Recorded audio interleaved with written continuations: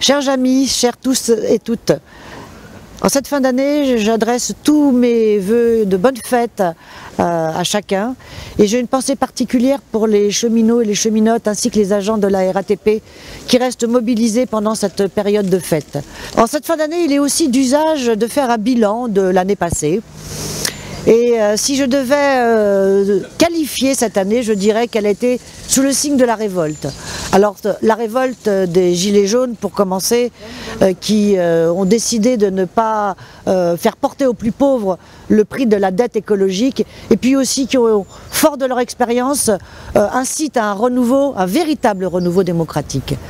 Révolte enfin partout dans le monde en vérité, comme par concomitance, au Chili, à Hong Kong, en Iran, en Algérie, au Liban.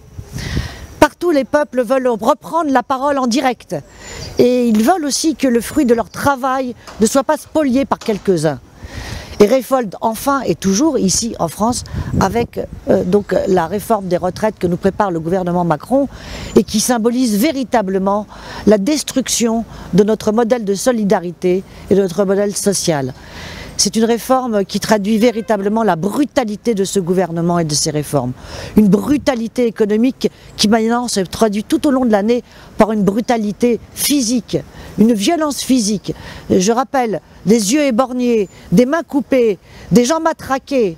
Alors moi je souhaite à tous que pendant ces vacances, pendant ces congés, on puisse bien se reposer, bien se ressourcer, bien se regonfler à bloc pour pouvoir entamer l'an prochain, dès l'an prochain, continuer toute cette lutte nécessaire et toute cette reprise en main de nos affaires pour pouvoir construire, effectivement, un monde meilleur, un monde des jours heureux.